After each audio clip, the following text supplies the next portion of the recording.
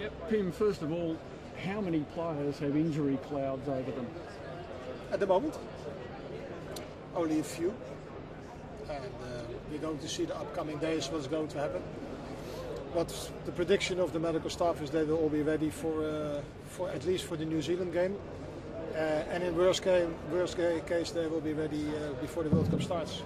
Who are the chief concerns? At the moment, I don't know. Everybody's talking about Harry, but I have no doubts about Harry. That's very funny. So I have no doubts about Harry. Harry will be ready. Why do you have no doubts when he hasn't played that much game time, when there is reports of a niggle in the groin? Yeah, but as far as I know, till the 12th of June, because that's the final date, of course, we still have 5 weeks. So 5 weeks is enough for a player to prepare. If you're a club team and you have 5 weeks to prepare your team for the competition, then you're very happy. I have 5 weeks for the World Cup. So there's no problem. Harry is one of those players, and I have more players like that who can, without any competition, can do something special during a game. And that's what I'm counting on. Harry is a special class. And I will pick up Harry and I will take him into the World Cup, even if he's not fit yet, and I will wait till the 12th of June. So which player is most in doubt? I have no players who are in doubt. That's for the media. You can write whatever you like about it, and it's totally not interesting for me. The most important for me is that all the players I've selected will be ready on the 12th of June, and that's what the medical staff told me, and that's what I've seen, and that's what the player told me. So the rest is what you can write and what you can think about. Pim, selection is always difficult, particularly for events as big as this. Were there any positions or any names that were more difficult than others? No. It's totally a difficult decision because every player who was on my list, they did everything to be part of the selection. And the difficult part is what I've said. You still have 5 weeks, and hopefully nothing will happen. But there's always a chance something will happen. So I had to make the selection, a balance in the selection that whatever happens during the upcoming 4 or 5 weeks, that I'm covered if something happens on a certain position. It's difficult because you know the players very well. The players you have to disappoint. You know them very well. Most of them were part of the qualification, so they were one of those players who did something special. That's why we go to the World Cup, and I have to disappoint them that they are not in the World Cup. But okay, that's the way it works in professional football. But we should respect everything they did to be a part of it, and it's easier to tell a player that he's selected than tell a player that he's not selected. You've still got to discard 8 players. If you've got 8 in the front of your mind at the moment, do those players still have maximum chance of making the squad? Yeah, I haven't made up my mind about that. It's only 7 players, because I have 30 players plus 1, and I have to bring them back to 23 players plus 1, so it's 7 players. That will be probably more difficult than bringing the selection to 30 players, but we still have some weeks to go. And it's good that boys are all coming here. It's good that we play a big game against New Zealand, so some players can show themselves in that game. And then we have to take a decision at the end of May. How important was it that some players, A-League players, went and trained in Europe with big clubs before in terms of their selection? No, for them they did everything possible. But the problem is always that they don't play any games. So I have got good reports about Miller Sejowski and Jake Burns, and I saw Simon Colosimo myself. Graham Arnold was in England to see the players over there. So those players spend a lot of money, time and energy to be part of the selection. But yeah, okay, if you see that the rest of the selection I chose were all playing a regular base and play on big leagues, then I have to make up my mind. And then I pick a player who is playing every game, then the player I haven't seen on the pitch for 2 months. So that's a pity for them. But on the other hand, yeah, that's the risk they took, and that's always possible. But it's not only those players. I also had to disappoint players who are playing every game, like Chris Coyne. He went to China to be part of the selection, and on his position, everybody's ready and everybody's fit. So difficult decision, but that's life. Sorry, will the French players have to work harder than the big guns that are already out there, or to prove themselves to you? No, everybody has to prove himself, because it's not about names, it's not about age, it's about the World Cup. So normally I give players a chance, and I'm looking for age also to give them the opportunity to be part of a selection. But at this moment, there's one thing important, that's going to the next round in the World Cup, which means that you pick up your best selection. Have to show themselves.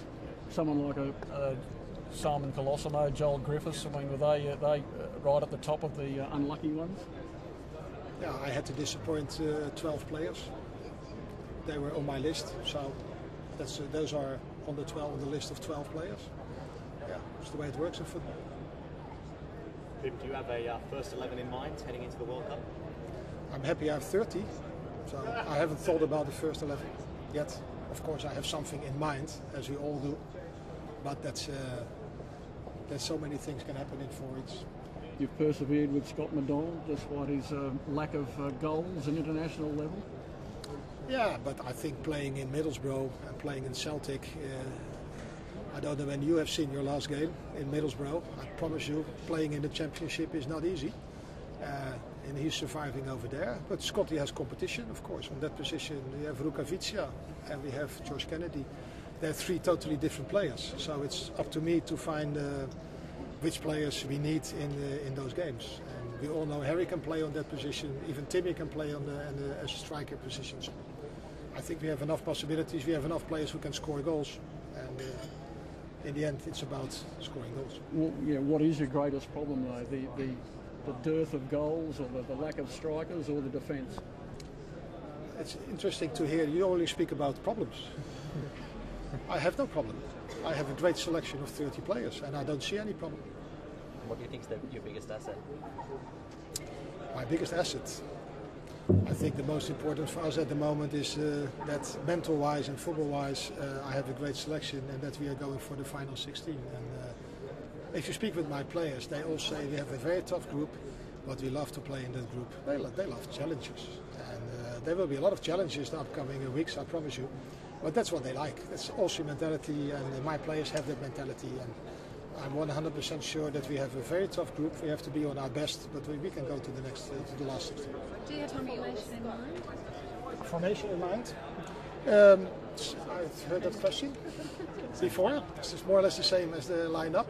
Of course, you have ideas because that's the way it is. But you can pick 23 players, which means you try to pick up every position double, plus your 3 goalkeepers. And if you have a few players who can play in several positions, that's great, and that's what we have. So that's good. That makes my options better than expected. Is Tommy Orr more likely or less likely to be in the final 23? You will know on the 1st of June. If you look for his experience, there's no chance, of course, because going out of the A-League and when you're 18 years old, there's if you just look for that, then you say no chance at all.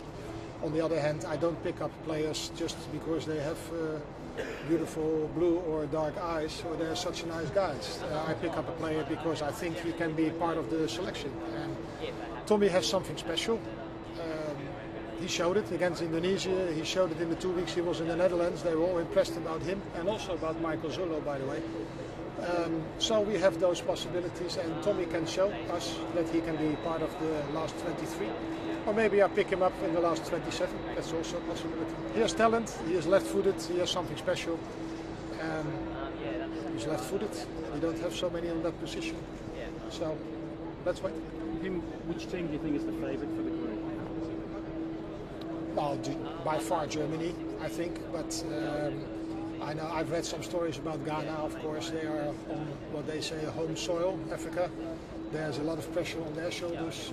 I think Serbia is the Serbian players and selection is so happy to be at the World Cup. There's no pressure on their shoulders.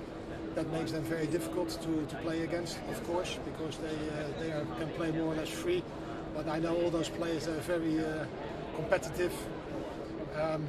But I think Germany number 1 and number 2 is us. French players like to get a run against Easy.